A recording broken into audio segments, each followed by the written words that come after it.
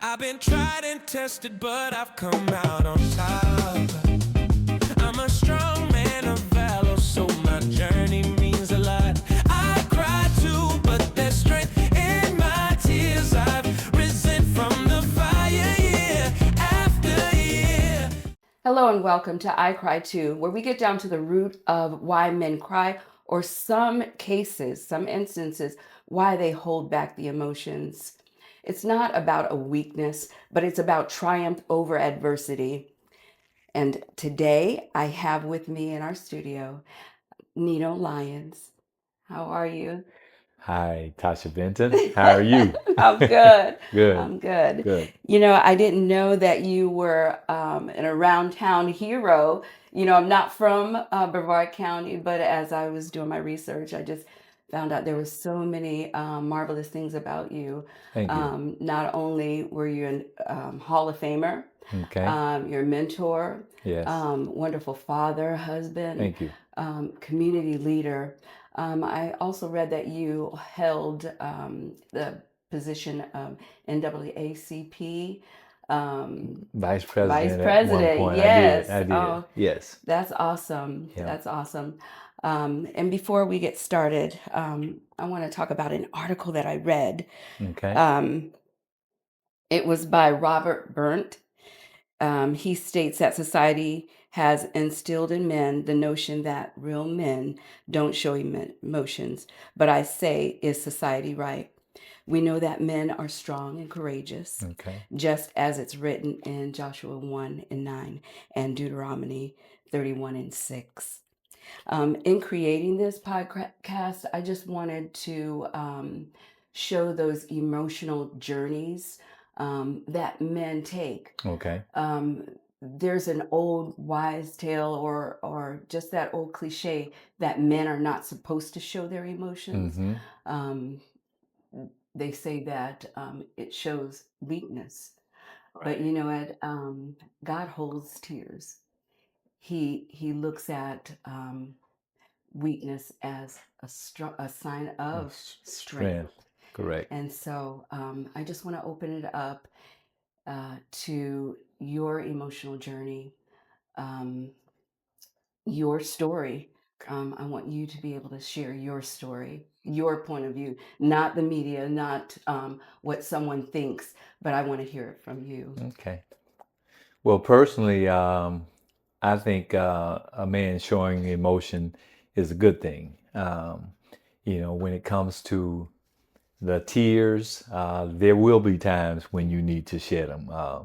Sometimes maybe that's not in front of the people that you want to stand strongest for, because I know in my case, that's what I did. I had tears, I had hurts, I had heartaches, but I could never let my mother or my children or my wife see me to the point it seems like I was just giving up or hopeless, because I had to be the strength for them, even though I was going through some of the worst times of my life. Because your children piggyback off you Exactly. in long terms in life. And if they see you give up, and even though you may have come through something, but if they saw the pattern of you gave up, but you lucked out, what would they think in the long term? Right. I never want my kids or kids in my community to feel like he was giving up. Right. So I never gave up. Right. Absolutely. I want to read an article, and it's just a brief excerpt. It says, over the course of a decade, Nino Lyons appeared before the United States District Court for the Middle District of Florida at least 4 times. In 2001, a jury convicted Lyons of crimes carrying a mandatory minimum sentence of life in federal prison. In 2003, the Honorable Gregory Presnell ordered Lyons to be released on bail, only to be reversed by the 11th Circuit. A year later, 2004, Judge Presnell again ordered Lyons' release, and at this time there was no appeal. Finally, 2010, Judge Prisnell took the extraordinary step of getting Lyons' petition for certification of actual innocence. Correct. Now, that decision that Prisnell ordered, it says that it is nearly unprecedented. Federal courts rarely grant certifications of innocence Correct. at all. What do you have to say? Well, in my particular case, because of affidavits that were eventually signed, a lot of investigations that took place, it found and proved that everything against me was a complete lie. It was complete fabrication. There were witnesses that had never seen me in their lifetime that actually testified that we dealt hand to hand with drugs, but they had never met me. There were witnesses that there were investigative reports hidden that these witnesses had been questioned years before and showed my photograph. Right. They couldn't identify me because they didn't know me. They had no cause to know me, Right. other than the fact that, hey, that's the guy that owns the nightclubs. That's the guy that Right. owns the clothing stores. Oh, that's the basketball player. We know of him, but I don't know him. Right. Well, a lot of these guys had been in prison for years for their crimes. Right. And I guess the only way they figured they could get out was to, concoct these stories that, Right. oh yeah, now I know him. And we did these things together. But the ironic part about it is, and this is what the government never wants to come out, these guys didn't concoct this story on their own. Right. It was with the assistance of agents. Right. Therefore, there was enough evidence of that for the federal courts and the Department of Justice to issue the certificate of actual innocence. Wow. There was enough evidence to prove that they had recordings, they had video surveillance, they had things of me all these years doing nothing wrong. Right. But they didn't want that perception to be out. They wanted the perception that a successful black man had to be doing something illegal if he wasn't a pro athlete. Right. Exactly. I didn't make it to the pros in basketball, but my ancestors made sure I had brilliance of mind to succeed in life. Absolutely. And so that was my success. But you still have powers today that do not want the perception out there for young black males that you can succeed without being a rapper, a drug dealer, entertainer, or basketball, football player. Exactly. Okay. So Now, I read that you were in there from 2001 to 2003. 3 years basically. Yeah. What was 33 months or? Yes. At any time, did you feel like you were going to have to actually serve that entire sentence? You mean the life sentence that I was facing? Yes. I always felt that I would be exonerated. I just didn't know how long it would take, because my pastor, Dr. Arshawn Ferguson, from day one, he shared with me that God had gave him the vision that I would never go to prison. I told my family, I told my pastor, and he will verify this. I told my lawyers that God showed me that I would be convicted even before there was ever a trial scheduled. I knew that I would be convicted. But he also told me that I wouldn't go to prison. Now, how that correlated at the time, I had no idea. And to this day, only by the grace of God, it worked out. But I sat in the same facility for almost 3 years. I never went to a prison. Even after the conviction, I never got an actual life sentence, what the government wanted. Right. But it was remanded back to the trial judge, and he didn't sentence me. And because there was one witness, for instance, who said we dealt hand to hand in crack cocaine for years, $6 million worth. Wow. Okay, and they found out that that witness had never seen me a day in his life. And I'll tell you his name. His name is David Mercer. It never goes away from me. Now, is he in prison right now? He got out. Wow. Based on lying testimony. Wow. And I had never seen David Mercer a day in my life, but he was their key witness against me. My goodness. But the FBI agents hid the fact that David Mercer had told them years before, I don't know who this guy is. Yeah. You know, throughout the ordeal that you had to face, you're right. Pastor Sean, he claimed it, you know, every Sunday. Wow. We claim that. He said that you would be like Moses. Wow. And, you know, when I think of Moses, I think of him leading people. Okay. And I see you. And actually, I told your sister that I saw in a vision that you were leading a group of boys. Mm-hmm. You know, with your demeanor, you have a strong, it's almost like a quiet storm. That's Okay. when I think of you, quiet storm. But I saw you leading a group of boys. You know, I look at Coco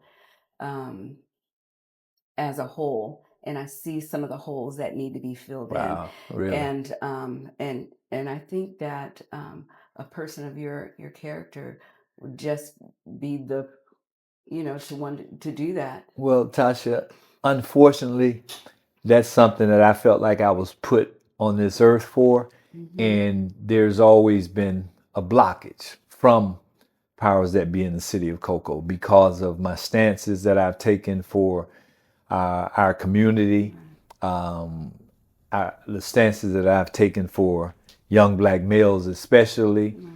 And if I had to do it all over again, yeah, I would. Because the stances I take are the stances for truth and justice. None of what I've done has benefited me personally.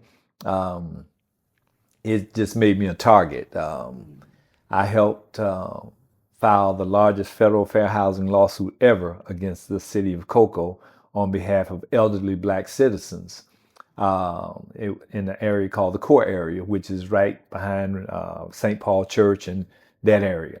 Mm-hmm. And we helped them win a $1 million consent decree, okay, years ago, where the government, the city of Cocoa basically, had to go in and rehab every house that was rehabable. And the ones that weren't, they had to tear them down, build a new one at no cost to the resident. And as long as that resident stayed there 5 years, it was free and clear.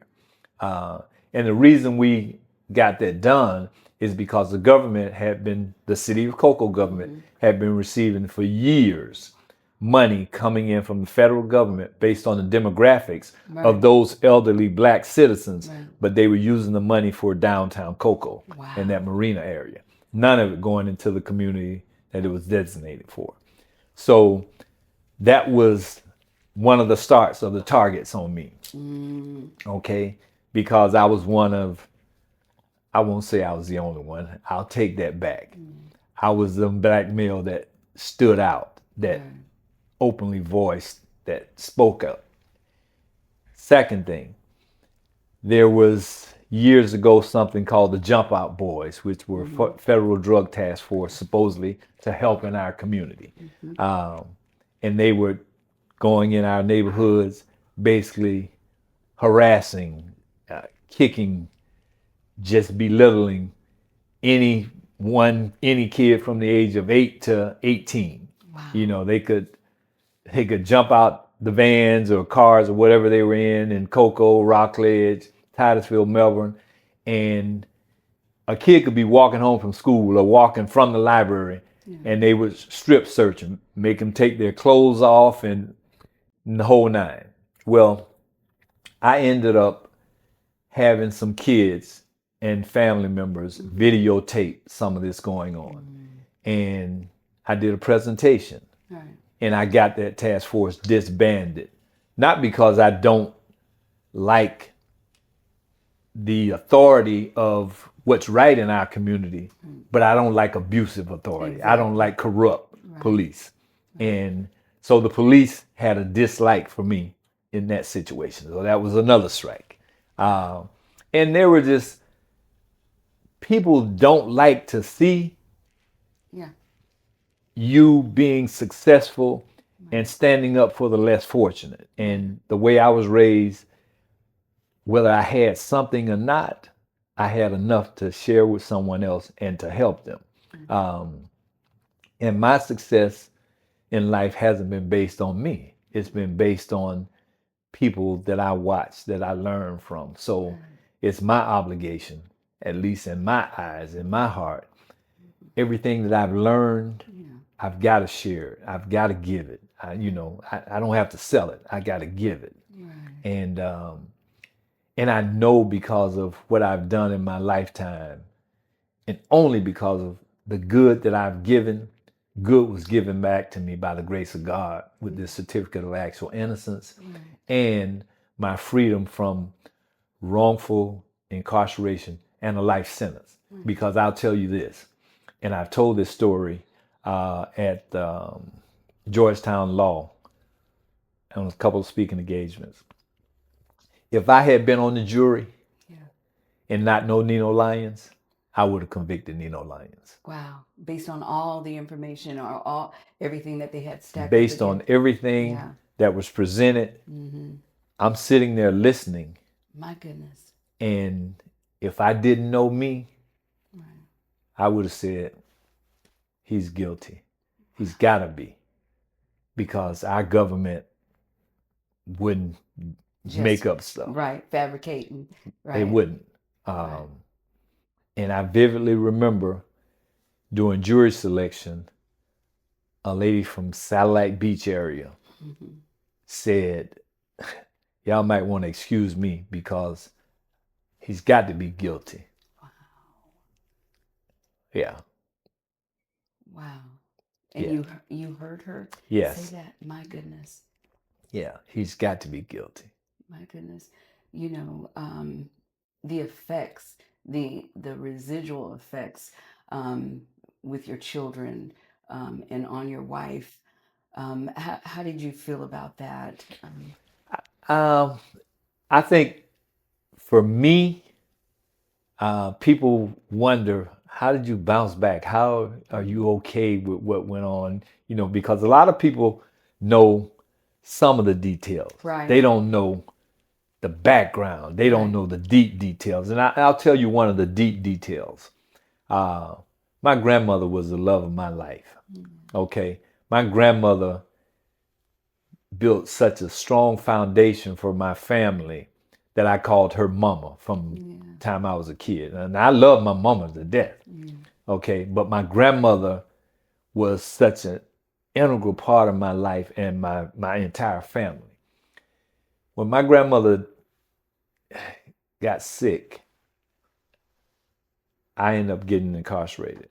And my grandmother asked for me every single day. And one of the things that I promised my grandmother in life, that you would never have to come see me in prison or locked up unless it was for defending or protecting my mom, my sisters, my brothers, or family member. Because my grandmother had dealt with so much of the incarceration with my dad, my grandfather, my cousins, from corrupt, mind you, corrupt police officials. Okay. And however, you look at, some of the times they put themselves in position. Well, unbeknownst to me at the time, there was some conspiracies I dealt with and found out years later.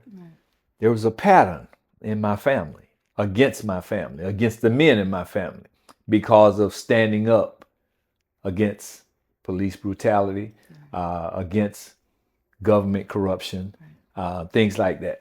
So what I'm leading up to, My grandmother died while I was in Seminole County Jail. And I was told that I was being processed to go to the funeral. Mm-hmm. I was taken up front to get dressed to go to the funeral. And guards laughed at me. Wow. You won't be going out of here today. Wow. 5 minutes before I was told I was going to be released to go to the funeral, they turned me around and walked me back to the jail cell, and they were laughing the entire time. My goodness. They were laughing from the time they took me out to the time they brought me back. Well, what was the final decision? Why did they end up doing that? It was just to play on my emotions. So they didn't let me go to my grandmother's funeral. Wow. Yeah. Yeah. So people don't even know a lot of the backstory. Yeah. Okay. And there are other things that took place that are so deep. Right. People would be like, "You got to be kidding!" Right. Like I'm a poet. All right. Because I used to write letters for some of the guys that were incarcerated and write poems for them. Right. They came and did a shakedown in our cell one time, and the guards ripped up over 1,000 of my poems for no reason. And there were over 1,000 poems that I had written over that 3 year, almost 3 year period. That's enough to just cause someone to, Yeah. give up then. Yeah. But it amazes me the fact that, I mean, you're not only tall in stature, but your character is tall in stature. Yeah. When I see you, I've never seen a frown on your face. I'm pretty sure there's times, but I've never. What kept you going through all of that? Tasha, what kept me going was I know for a fact that I had to be strong for my kids. Yeah. I knew I had a wife that under every circumstance, she didn't care what. She stood by me, was going to stand by me. So I had to prove to her, you didn't make a bad choice. Wow. You made the right choice. Okay. Amazing. I know she knew that, but I had to show her that even once I came out, that everything you did was for the greater good. I had to be strong because I knew my son needed me, my daughters needed me, but more importantly, I needed to show every young black boy in this community, keep your head up, stand strong. You can be successful in life. Even when the odds are against you, even when the odds stand on your head, you still can bounce back up. Right. When your wife was at Endeavor Elementary, I mean, they gave her such a hard time. They gave her a hard time in the district as well. When she left Endeavor Elementary, the morale plummeted. And I was there at the time. And we'll put it this way, I did not stay because the morale was so low, because they loved her, the community loved her. Right. And just to see the grace that she had on her, after all that was going on with you, she still carried a grace. Yeah. Yeah, she did. And that's a part of Nino Lyons. I'm pretty sure you instilled that in her, because I know you guys have been together for a very long time. Since the 70s. Wow. Yeah, and that's one of the most disappointing things that going through this was for her to have to hurt, for her to lose her position because she was told point blank, if you separate yourself from him, your career will continue ascending, because she was the youngest black female principal in Brevard County. I'm pretty sure I think there was 2 or 3. Yeah. She was one of the only ones, and I'm telling you, I went there because my first year of teaching was awful, and And so they told me to call her. I called her. She brought me in, and the rest is history. Right, right. She's the reason why I'm still here Okay. in Brevard County. Yeah. And the thing is, and you said that you feel bad that it may have hurt her, but you know what? She found comedy in everything. Yeah. She found a reason to smile. Yeah. You She, know? she did, because she's strong, Tasha. However, again, I told you there's so many stories involved in my case, in my background. That's why one of my key things is I've got some stories to tell. Right. Okay. Right. My wife, even though they told her if she stepped away, Yeah. she could continue ascending, and she refused. Yeah. Okay. Not only did they move her to the district, they cut her salary, $20,000 per year. Okay. And then they moved her and would not allow her to apply or For those leadership for positions. those leadership Absolutely. positions again. Yeah. Even though many of the people that were in leadership positions, she had helped gotten there. That's right. And to see them hamstring her career because of something that I had been completely exonerated of, but because she took a stance and said, I don't care what you all say. That's right. I believe in my husband. I know what we did. I know what he did. There's nothing to hide. There's nothing illegal. And I'm not going to walk away from him. Because, for instance, at Endeavor, kids were coming to school hungry. And she used to say, they can't learn. I know. So when she says, I need $2,000 to start a breakfast program, I did it. We did it. The grade levels, kids got better. And when you do things like that, like I said earlier, Tasha, the universe, God, the ancestors protect you in the long run. Absolutely. So that's why I feel like I'm protected, because all I've ever done was try to be good to my people, to everyone in general. But, you always have someone that, regardless of what you do, They don't want to see it. they don't want to see it. Yeah. But, and all that led back to the certificate of actual innocence. I said that to say this.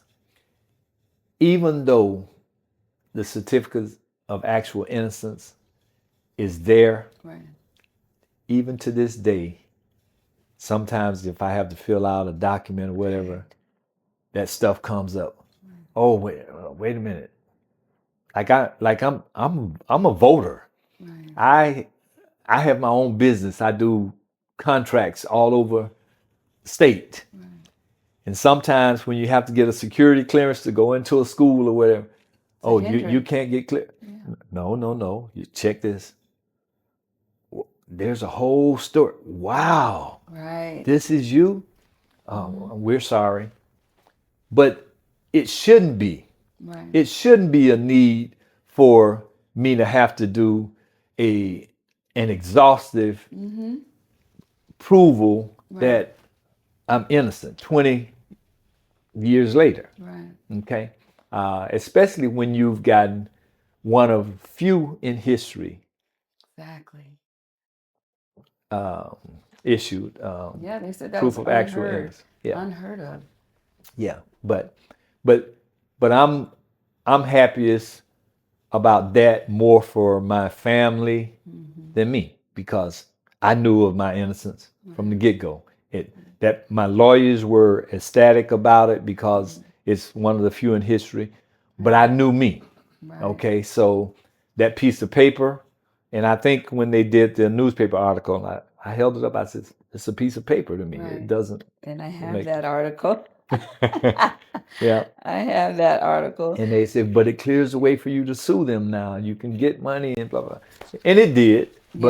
But again, money doesn't take back the pain and heartache, not for me, but for my kids, for my mom, my sisters and brothers, my wife, My grandmother died while I was in there. Okay. And I know, even though there's some jealousy, there's some people in the community that were Still truly jealous. hurt, Yeah. and that Oh, were, absolutely. yeah. And, so, and that's why I try to do everything I can now for the people that stood by me Right. to show them you didn't make a bad choice. Right. And you know what? I look at the fact that although your wife was had to part from Endeavor Elementary, she's there now as Dr. Lyons and in a better position, Yeah. which is amazing. Well, believe it or not, Tasha, she's not at Endeavor. She's totally retired She now. did. She She got the retired. doctorates, and she's, Yeah. she's gonna do something again. She's talking about opening a school, Right. whatever. But I don't know. She's So trying to she push goes me and along. volunteers here and there Yeah. with Pam Hooks and things like that. But she's not at Endeavor now. Yeah. Well, I have And I'm something. sorry for Randy. No. LGL cut me out.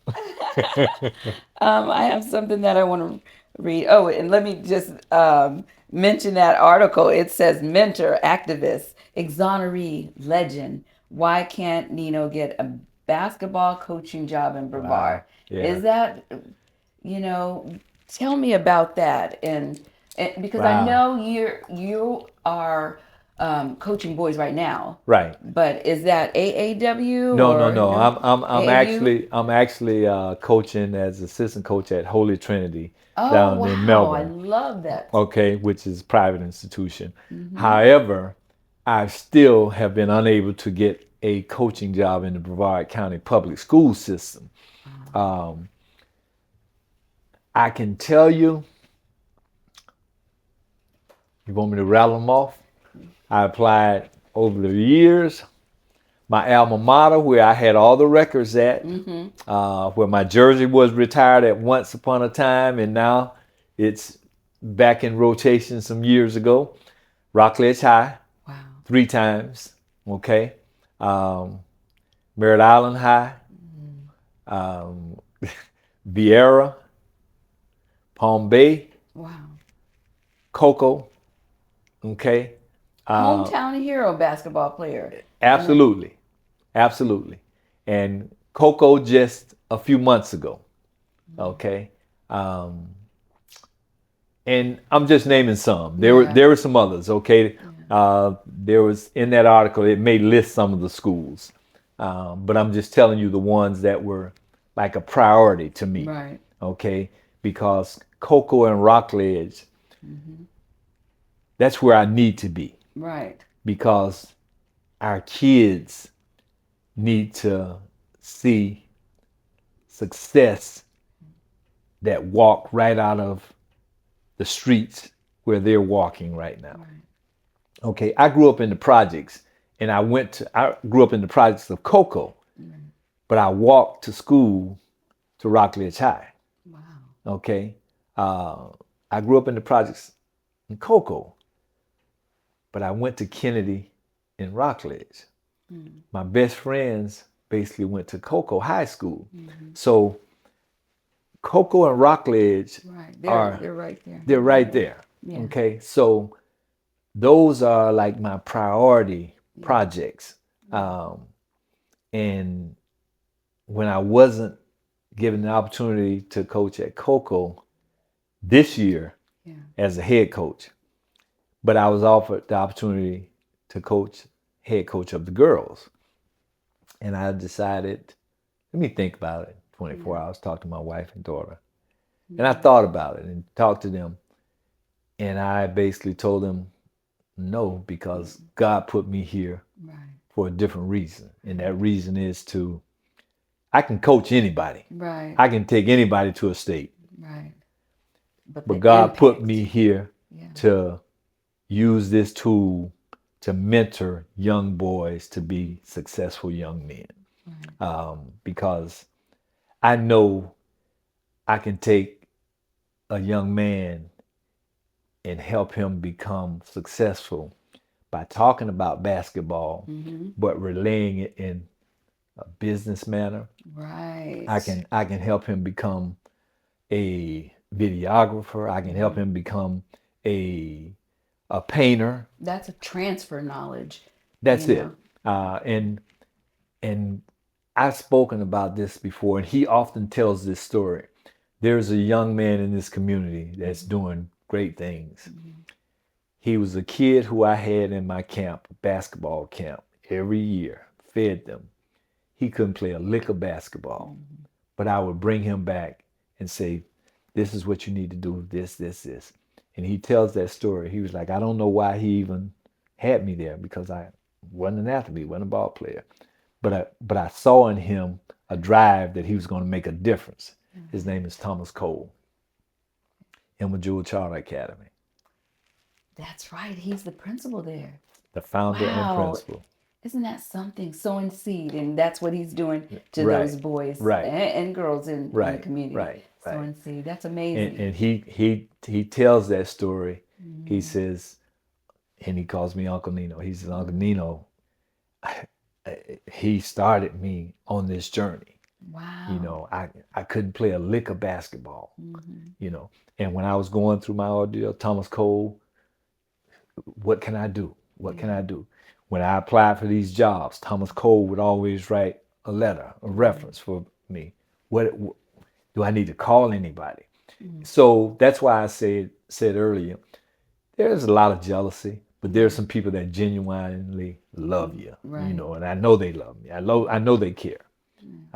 It's just unfortunate that you have some people in our community that they're so blindsided by jealousy that don't realize what I'm trying to do is help your child. Right. They don't see the big picture. Yeah. You know, whether it's your son or your daughter, all I want to do is uplift them so that the generations get uplifted. Absolutely. You know, I'm nobody special, but you are indeed special. but I have a message from someone that thinks you are special. really? I do. Okay. Let's see. Got me curious. Huh? So, you're the oldest of 7, right? Correct. Okay. All right. So this person said that you had no choice but to step up as a father. He's a father. He's a protector. He should be proud of himself because I am. I'm not sure that I would be able to do it, and that you are here, you are present. And he said also, when he thinks about you, he thinks about a book called The Invisible Man. It's by Arthur Ellis, because that character had to endure so much, but the outcome was so magnificent. That was from your son. He said that you Really? are, yeah. He said that he doesn't know if he would be able to handle it, and have to endure what you had to endure. I saw a picture on, this was a news article, and after your wife grabbed you, he was the second one right in line. And all you could see is a stream of tears. He was just under you, like you had gone away from the military and he didn't know if you were going to come back or not. Yeah. And, you know, your children are just they're so amazing. I love Nina, and Nino. Yeah. Yeah. Thank you. Thank you. Well, they mean the world to me.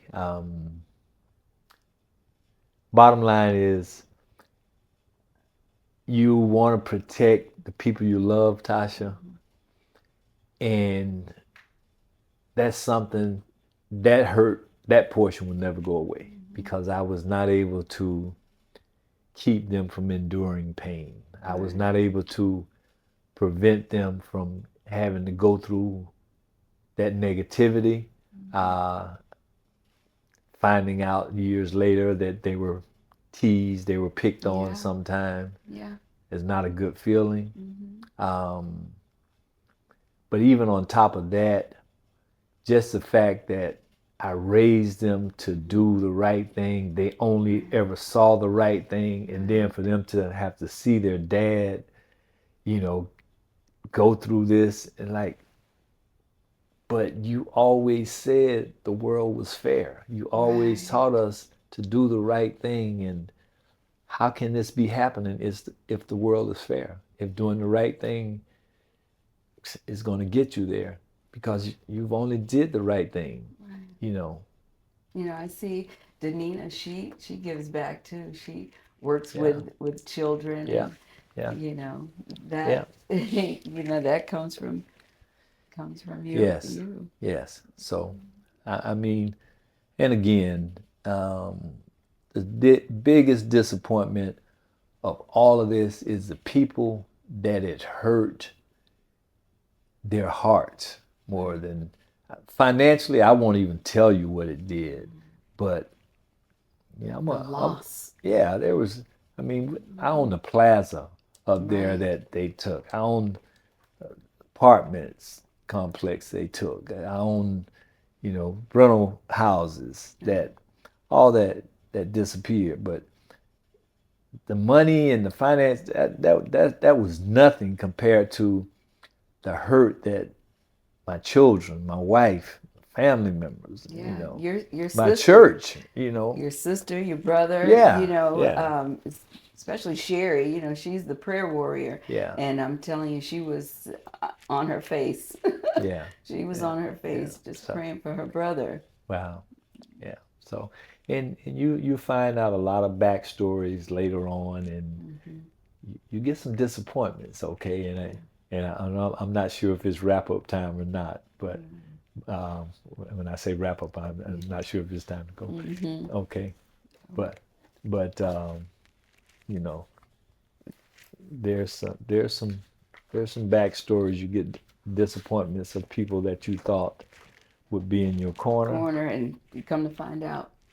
Yeah, I mean people that you've done things for, people that you've helped, and not for the sake of, oh, I help you, so you got to help me. Right. You know, while I was incarcerated, I never asked anybody for anything, but it would have been nice for some of the people that I had helped over the years to at least, hey, let me call and check on his kids. Let me check on his mom. You know, well, he put a roof on my mother's house, so let me just see if his mom, you know, need a case of water.